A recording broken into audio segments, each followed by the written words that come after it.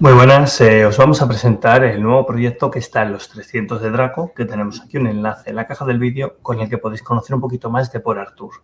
PorArthur es un juego para 2 jugadores que edita Nad Publishing y que sacamos nosotros también desde la editorial Draco Ideas para que podáis disfrutar de este juego tan chulo. Os voy a compartir la pantalla de las reglas, os voy a enseñar algo de material para que podáis conocer un poco más de este juego, que como veis tiene un diseño súper bonito y está muy bien cuidado. Este sería lo que sería la portada del reglamento y también la caja del juego. En PorArthur pues podemos estamos pues enfrentándonos en el conflicto de las guerras ruso-japonesas que pues interfirieron un poquito o nos llevaron ese conflicto en el puerto de PorArthur, que fue uno de los fue el eje central en este conflicto, y ahí se desarrolla esta batalla naval en la que vamos a intentar pues eliminar a las fuerzas del rival y conseguir un poquito de puntos hasta llegar al final de la partida con la mayor puntuación posible. De compartiros cosas, os voy a enseñar para que veáis un poquito por aquí algunas de las cosas que podemos encontrar, y os voy a enseñar pues que yo creo que mola mucho cómo va a ser la caja por dentro, el inserto, que es la típica caja que llevamos en Draco Ideas, que se abre como la de 300, es del mismo autor, del autor del juego de 300 Tierra y Agua. Y bueno, pues aquí veis que tiene una imagen muy chula, muy chula. El autor, que se llama Yasushi Nakaguro, ¿vale? Nagakuro, perdón. Pues este juego de Yasushi nos lleva a estas guerras ruso-japonesas. Ahí tendríamos un poquito esa imagen. Y os voy a enseñar también para que veáis cómo sería el tablero de juego, que también es bastante impresionante. Un segundito, por aquí lo tengo. Muy chulo. Este sería el tablero de juego donde va a resolverse el conflicto. Aquí luego lo veremos un poquito con más calidad. Y ahí vamos a enfrentarnos el japonés y el ruso van a enfrentar con sus barcos intentando llevarse la victoria. Hay 6 zonas de mar, que ahora también hablaremos un poquito de ellas. Y aquí podemos ver también con más detalle el interior de la caja. Como veis, las calidades son muy buenas y nos permite traer un juego muy chulo, muy interesante. Y aparte ya lo hemos podido jugar y bueno, yo creo que os va a sorprender, os va a gustar mucho. Aquí sería la caja, un segundito. Aquí la tenéis. Esta sería la caja. Me pasé, esto es. Ese es el interior de la caja. Súper tematizado. Y ahora os enseño el mapa en grande. A ver si carga, que esto pesa un poquito, este PDF. Y lo podéis ver. Ahí lo veis. Con los diferentes puertos, PorArthur, Vladivostok y Diego Suárez, que son los puertos donde tendrán barcos el bando de Rusia, los rusos. Y por el otro lado tenemos abajo el puerto donde tendrán sus barcos el jugador japonés. Es el puerto de Japón, que ahí está toda la isla de Japón. Y como veis, el arte es súper bonito y la verdad es que, no sé, en sí el juego es una pequeña obra de arte. Aparte ya sabéis que aquí pues se hace el esfuerzo para que salga también muy bien de precio, muy contenido en cuanto a lo que sería el precio. Vale, pues os voy a enseñar, como os comentaba, las reglas y os cuento un poquito de qué va, porque yo creo que os va a gustar bastante. Aquí teníamos ese manual, esa portada, en la que podemos ver pues un poquito cómo está otra vez el arte. Aquí te habla de la introducción, todo lo que vamos a ver es el manual beta en el que ya estamos trabajando en castellano, por lo cual, aunque va a sufrir cambios, ya podemos leer algunas cosas en castellano. Pues lo primero que tenemos es la introducción, que te habla de esta guerra ruso-japonesa de 1904-1905 y que se centra sobre todo el juego en sus batallas navales, Japón y Rusia. Y luego aquí te hablo un poquito pues, del tablero, de las 6 zonas marítimas que veíamos antes, que estaba dividido el tablero en 6, luego lo compartiré otra vez para que lo podamos ver de nuevo. Y te cuenta pues, los diferentes puntos de control que hay, diferentes puertos. En el juego es importante ir moviéndote por lo que sería el mar y a la vez ir controlando ciertas regiones para ganar ciertas zonas de mar, ciertos mares, para ir ganando puntos de control, que es lo que nos va a llevar a la victoria en primer lugar.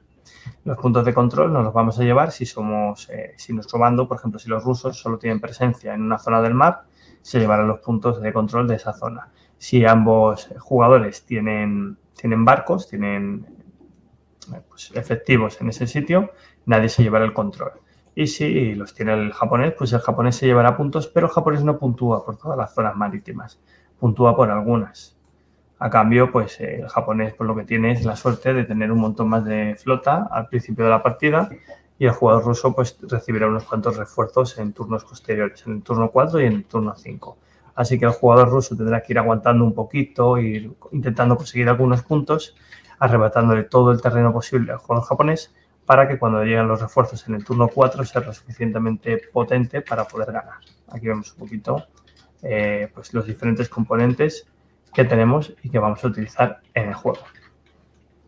Aquí vemos unas figuritas de las figuras del ejército japonés y es que al final, mientras se reproducía esta batalla naval entre las fichas de los buques, teníamos también al ejército japonés avanzando por Manchuria, intentando pues a la vez dominar por Arthur por tierra.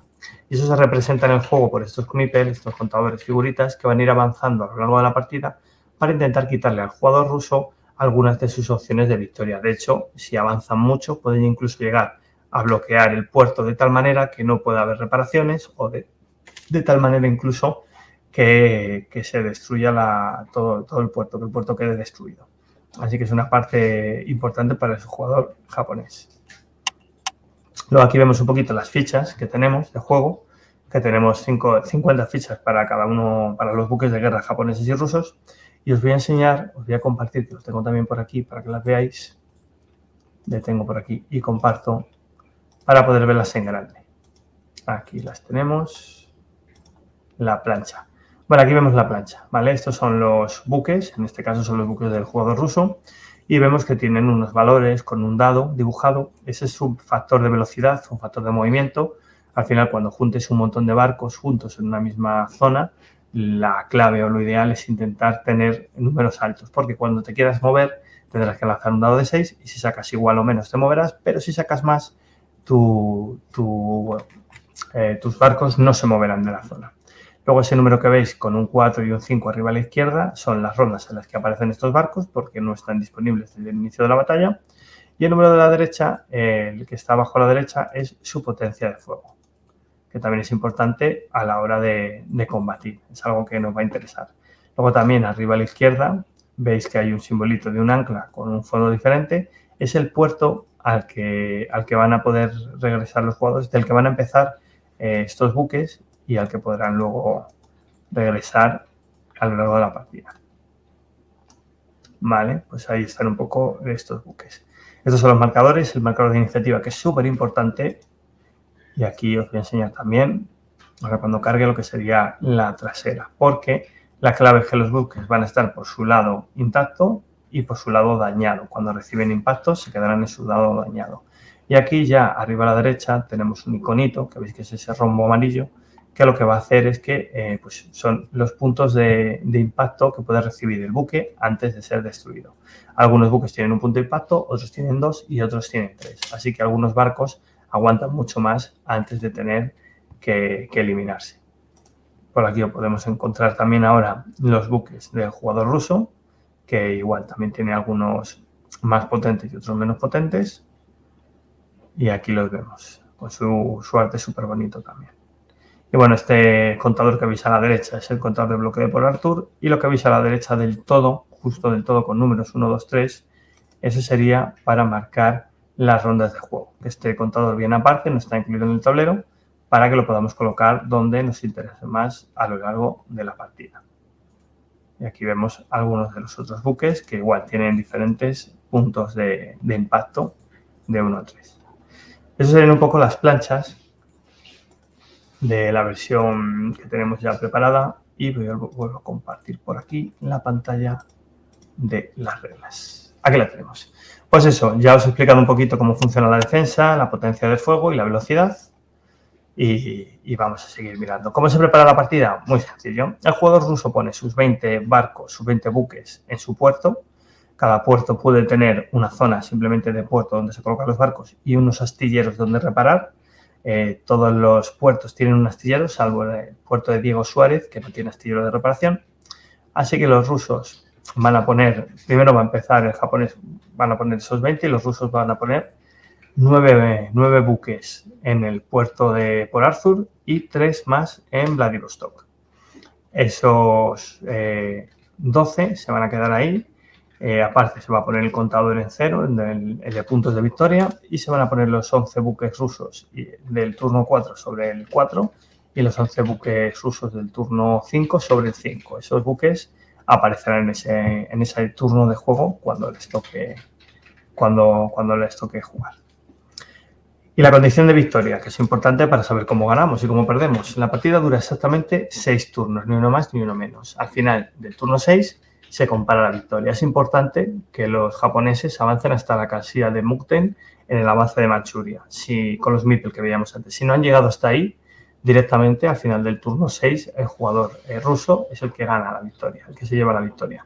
Si el jugador japonés ha llegado hasta Manchuria, hasta Mukden, perdón, en ese momento se compara y mira qué jugador tiene más puntos en el tablero de puntos de control y ese jugador es el ganador. Esto significa que incluso puede llegar a ocurrir un empate si ambos jugadores ambos jugadores están empatados a la hora de comprobar los puntos de control, si está en el 0, ¿vale? Y la secuencia de juego en realidad es muy sencilla. Primero llega la flota del Báltico en los turnos 4 y 5, esto se ignora durante los primeros 3 turnos. Y los buques lo que hacen es aparecer en el astillero, en el muelle, perdón, de Diego Suárez. Así que esos buques extras que van a llegarle al jugador ruso van a aparecer en Diego Suárez. Luego vamos a pasar a la fase de despliegue japonesa. Los japoneses van a desplegar primero y luego van a desplegar los rusos. Después habrá una fase de operaciones que ahora explicaremos y que es la parte troncal del juego. Y luego la fase de puntuación en la que vamos a ver hacia qué lado se desplaza el marcador de control. Después volveremos a puerto y nos recuperaremos y haremos más cositas. Fase importante a la hora de desplegar. Una cosa que tiene muy importante el tablero de juego es que cuando tú despliegas tus buques en una zona, esos buques ya no van a poder separarse mientras estén en el mar. O sea que todo va en una escuadra, todo va junto y no se van a poder separar. Si quieres dominar varias zonas, lo normal o lo suyo es que despliegues en varios mares diferentes. Japón, por ejemplo, puede desplegar prácticamente en todo el tablero. Tiene esa posibilidad. Lo tiene mucho más sencillo para poder llegar a más zonas. Sin embargo, el jugador ruso lo tiene un poquito más difícil porque solo va a poder desplegar desde Port Arthur en el Mar Amarillo o en el Mar del Este de China y desde Vladivostok en el Mar de Japón o en Tsushima, ¿vale? Eso, mira, yo creo que lo mejor. Os enseño la imagen para que la veáis. Aquí tenemos la imagen del puerto. Pues como veis, arriba, Port Arthur, tiene el Mar Amarillo, que es justo lo que está aquí en el centro de la pantalla, a la izquierda, y debajo el Mar del Este de China. Y en Vladivostok, que es el puerto naranja, tiene justo aquí este iconito que veis, que está en el Mar de Japón, así que podría bajarse aquí. Bueno, es verdad que podría ir al Océano Pacífico o a Tsushima. No podría ir nunca al Mar de Filipinas. Pero, sin embargo, el jugador japonés podría desplegar aquí, prácticamente en todos los mares. Tiene esa posibilidad. Primero va a desplegar el japonés con sus 20 buques. Puede hacer una sola escuadra y poner los 20 en una sola zona, pero también podría repartirse en varias zonas. No hay una táctica ganadora, al final todo puede ser interesante. Estar en un solo sitio te hace ser muy fuerte, pero si la fase de operaciones acaba pronto, puede que el jugador ruso se haya desplegado más y gane más puntos. Adicionalmente, el jugador japonés puede, que en principio lo va a hacer casi siempre, colocar 2 figuras en el contador de Manchuria, justamente donde se ven esos símbolos de huellas. Pondrías una a cada lado. Y con eso ya tendría preparación el jugador japonés. Cuando el jugador japonés ha preparado sus buques, es el jugador ruso el que despliega los suyos, sus 9 y sus 3 que tenía por ahí, esos 11. Y la clave es que al despegar, tanto rusos como japoneses pueden siempre desplegar al mar donde está su puerto, que aquí veis que Port Arthur está aquí, Vladivostok está aquí y Japón está realmente en todo, ¿vale? Así que puedes hacer eso, pero a la hora de desplegar, si los barcos están intactos, todos los barcos de tu jugador están intactos, pueden moverse a una zona adyacente de mar. O sea que el jugador desde Port Arthur el jugador ruso no podría desplegar en el mar amarillo, pero también podría hacerlo en el este de China, en el mar del este de China. Y así mismo el jugador ruso podría desplegar desde Vladivostok al mar de Japón, al mar de Tsushima o al Pacífico o el Océano Pacífico, porque están a 2 de distancia de su puerto. No importa si a la hora de desplegar en el mar donde tú despliegas hay jugadores del otro bando, no pasa nada. Tú puedes compartir espacio en el mar, pero hasta que no haya hostilidades no va a ocurrir nada. Aquí a la izquierda vemos el marcador de puntuación, que esto empezaría en el 0, ¿vale? Para que nos hagamos un poquito a la idea. Y eso sería. Y volvemos otra vez a compartir la pantalla, el reglamento. Pues es una vez que se ha hecho el despliegue, que ya está todo preparado, que los diferentes barcos han bajado, el juego te dice que puedes utilizar niebla de guerra, taparlos todos y que solo se vea el primero, o dejarlos más visibles. Eso ya es elección de los jugadores. Y ya pasaríamos a la fase de reparaciones, en la que si hubiera barcos en los astilleros, en este momento se darían la vuelta y se colocarían en el puerto. A la hora de desplegar, tú puedes desplegar todos, ninguno o alguno de tus barcos. No estás obligado a sacarlos todos, porque en la fase de operaciones también vas a poder sacar barcos de tu puerto. De hecho, puede ser que el jugador japonés se guarde algo para después o incluso que el ruso vea las cosas muy difíciles y se espere un poquito antes de desplegar sus barcos. En la fase de operaciones, y aquí está la chicha del juego, el marcador de iniciativa lo empieza teniendo el jugador japonés y lo que se hace al principio de la fase de operaciones es lanzar 2 dados de 6. Cada jugador lanza un dado de 6. Y pueden pasar 3 cosas. Puede pasar que el jugador ruso saque más, que el jugador japonés saque más o que ambos jugadores empaten. Si los jugadores empatan con la tirada del dado, sacando un 4 cada uno, por ejemplo, la fase de operaciones termina y eso prácticamente acaba lo que sería el turno del juego, de los 6 turnos que tiene la partida. Diréis, bueno, pues es muy corto si el turno termina en una sola tirada. ¿Qué está ocurriendo con este juego? ¿Qué pasa? Pues la clave está en que si eso ocurre, quien tiene la iniciativa, que empieza teniendo el japonés, puede darle la iniciativa al jugador rival, te doy el token y te lo quedas tú, para volver a repetir la tirada de dados. O sea, que un empate hace que la partida, que el turno en curso acabe, a menos que el marcador de iniciativa cambie de bando. Si cambia de bando y se lo da al ruso, tiran el dado y ambos vuelven a repetir el mismo tirada, vuelven a sacar por ejemplo, repetir un 5, ambos tienen el mismo número, el jugador ruso podría volver a darle el marcador de iniciativa al jugador japonés para volver a repetir la tirada de la fase de operaciones. Esto se puede hacer hasta el infinito, hasta que los jugadores desempaten la tirada o hasta que quieran. Pero a veces tácticamente al jugador ruso o al jugador japonés le puede interesar que el turno en curso acabe pronto porque va a coger muchos puntos. Imaginaos, por ejemplo, que japonés ha distribuido mucho por todo el tablero, ruso no había salido todavía, hay un empate y el jugador japonés dice, perfecto, pues ya está, pues acaba y me llevo un montón de puntos. Y ya está, así de sencillo.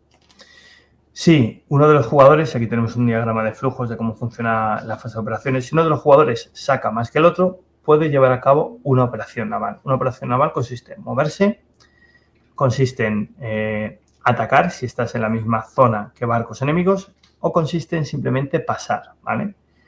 Si pasas, el otro jugador puede a su vez tener una operación naval.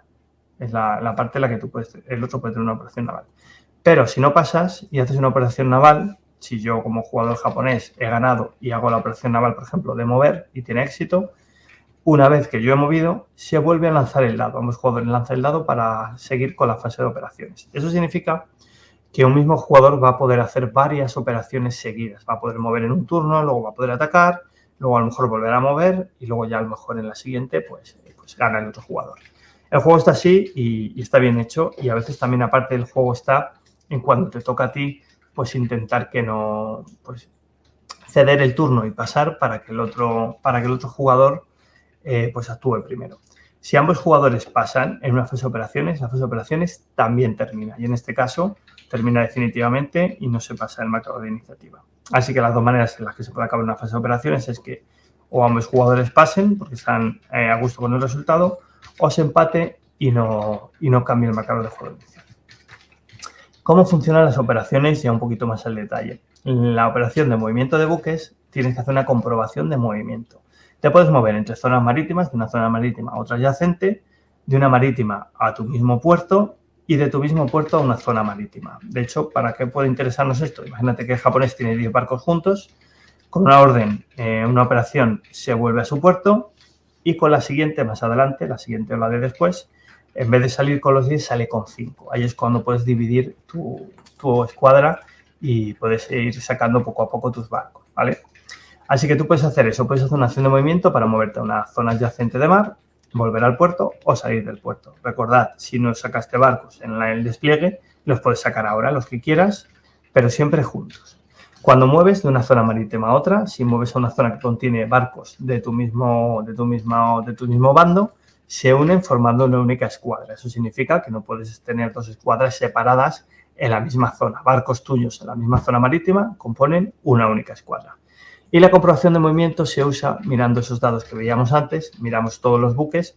Si yo tengo buques con un 4, un buque con un 4, otro con un 5, otro con un 6 y uno con un 3, mi velocidad de escuadra es 3. Tengo que lanzar un dado y sacar 3 o menos para conseguir moverme. Así que al final tener buques con números altos en movimiento hace que sea más fácil que se muevan. Y los buques lentos pueden hacer que perdamos una operación de movimiento. ¿Qué pasa si te intentas mover y fracasas? Si yo tenía, por ejemplo, movimiento 3 y saco un 6. En ese caso, y solo en ese caso, el jugador que ha fracasado le cede turno, le cede la opción al otro jugador de hacer una operación naval. Eso significa que si yo muevo y fracaso, el otro puede hacer una operación naval. Esto, si yo, por ejemplo, estoy en desventaja, me van a atacar y hago una operación naval para irme de un mar, de una zona de mar y que no me ataque ni fallo, el otro jugador puede usar su operación naval para atacarme. Así que es muy importante tener también cuidado de cómo llevas esos buques para que esto no ocurra. Así que si yo me muevo con éxito, perfecto. Si yo fallo, el rival puede hacer una operación naval para lo que quiera, moverse, pasar o atacar. Si el rival también mueve y falla su operación de movimiento, la ronda en curso termina, ¿vale? Se vuelven a lanzar los dados. No tienes la opción, el rival, de volver a recoger la opción de jugar, ¿vale? Así que simplemente la primera vez que alguien intenta moverse, si falla, el otro puede hacer una operación. Tras la operación de movimiento, pues se volverían a tirar los dados. El jugador que gane podría hacer una operación de movimiento, podría hacer una batalla naval o podría pasar. ¿Cómo funciona una batalla naval? Pues en la batalla naval hay un jugador que es el atacante y un jugador que es el defensor. Pero también habrá un jugador que dispare primero y un jugador que dispare después. Eso es importante. El jugador atacante tendrá un factor de velocidad también, que imaginémonos que es 4. El jugador defensor tendrá un factor de velocidad que imaginémonos que es 5. En este caso, quien tenga más velocidad, que es el número menor que salga en todos tus buques, ataca primero. Así que el jugador atacante es el que está atacando ahora, pero el jugador defensor sería el primero en abrir fuego, porque es capaz de posicionarse. O sea, uno de ellos empieza las hostilidades, pero en este caso el otro es el primero que consigue abrir fuego. Es importante ver ese matiz, pero en cuanto juguéis media partida lo vais a entender. Uno es el que declara el ataque y otro es otro puede ser el primero, el que declara el ataque puede ser el atacante, pero puede ser el defensor. ¿Por qué? Porque en caso de empate a velocidades, el defensor dispara primero. Ahí está un poco la clave. Si yo ataco primero porque quiero empezar las hostilidades, pero los barcos de ambos bandos son de igual velocidad, es el defensor quien va a disparar primero. Y abrir fuego primero es muy interesante. Si eres el segundo jugador el que va a disparar después y tienes el marcador de iniciativa, se lo puedes pasar al otro jugador, para disparar tú primero. Ese jugador no podrá devolvértelo para disparar primero, ¿vale? Eso sí que es así. Así que, pues, yo soy el jugador al que han atacado, me vas a atacar tú porque tienes ventaja, me vas a hacer mucho daño, pero yo tengo el marcador de iniciativa, te lo doy y disparo yo primero. ¿Por qué es importante disparar? Porque para disparar, y aquí además es un sistema que nos encanta, hay que ver la potencia de fuego de la escuadra. La potencia de fuego de la escuadra es el número que suman todo el daño que tienen tus fichas de escuadra en esa zona de mar. Imaginémonos que es 15. Una vez que tú sumas esa potencia, que es 15, decides cuántos dados vas a sacar. Vas a tirar de 1 a 6. Pues imagínate que yo, por ejemplo, como es 15, voy a tirar 4 dados. Yo lanzo mis 4 dados y pueden pasar dos cosas. Una, que saque igual o menos que mi potencia de fuego de escuadra, ¿vale? Imagínate que saco un 14 o un 15, por lo cual es un ataque perfecto. O otro que saque más, que me pase y saque justamente en esos 4 dados 2 6 y 2 5, que me he pasado por mucho. Pues en ese caso sería un ataque más flojo, ¿vale? Un ataque peor. ¿Cómo funciona el ataque o cómo se asignan los dados? Si has hecho un ataque que se ha quedado por debajo de tu potencia de fuego, lo primero es que vas tú a mirar si tienes críticos. Los críticos son números repetidos. Si yo lancé, tenía potencia de fuego 15 y conseguí, por ejemplo, 2 4 y un 2 y un 1, pues yo habría hecho 4 impactos. Y aparte de esos 4 impactos que va a tener que recibir el rival, tengo un crítico, ¿vale? Tengo un crítico porque tengo dos números iguales. El crítico, lo que ocurre es que el crítico lo aplica el atacante y los impactos normales el defensor. Y ambos se tratan por separado. Eso significa que yo con crítico, primero yo podría aplicarte un daño y después tú tendrías que aplicarte los 4 de este ejemplo que hemos hecho, en el que yo he lanzado 4 dados. Tantos daños como dados hayas lanzado, siempre que no te pases de tu potencia de fuego, y tantos críticos como números dobles. Como he sacado un número doble sería un crítico. Si sacara un número triple serían 2 críticos. Si sacara un número cuádruple, 3 críticos, ¿vale? Cada crítico que yo aplico lo puedo utilizar para darle la vuelta a un buque que esté intacto. Pero si todos los buques están dañados, con un crítico puedo cargarme cualquier buque dañado. No puedo cargarme un buque dañado si hay buques intactos. Esto es muy interesante porque veamos que hay buques que tienen defensa 3. Pues si yo saco un crítico y todos los buques están dañados, con un solo crítico me puedo cargar un buque de defensa 3. Una vez hecho eso, el rival va a aplicar los daños de los 4 dados que lancé. Con esos 4 dados puede, aplicando un impacto, poner un buque intacto en buque dañado y luego con los otros ir pagando la defensa. Si un buque, por ejemplo, si tienes 3 buques intactos y tienes que aplicar 4, con el primero le das la vuelta a un buque y ves que tiene defensa 3, los 3 que te quedan los puedes aplicar en ese mismo buque para eliminarlo. Así que tú decides si quieres eliminar barcos o no. Normalmente los suyos a lo mejor sería dañar a los 3 y girar uno.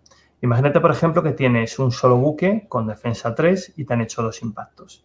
Eso también hundiría tu buque, porque tienes que aplicarle todos los impactos posibles y como no tienes la posibilidad de absorber el daño con ese barco, pues el buque también se rompería, se destruiría.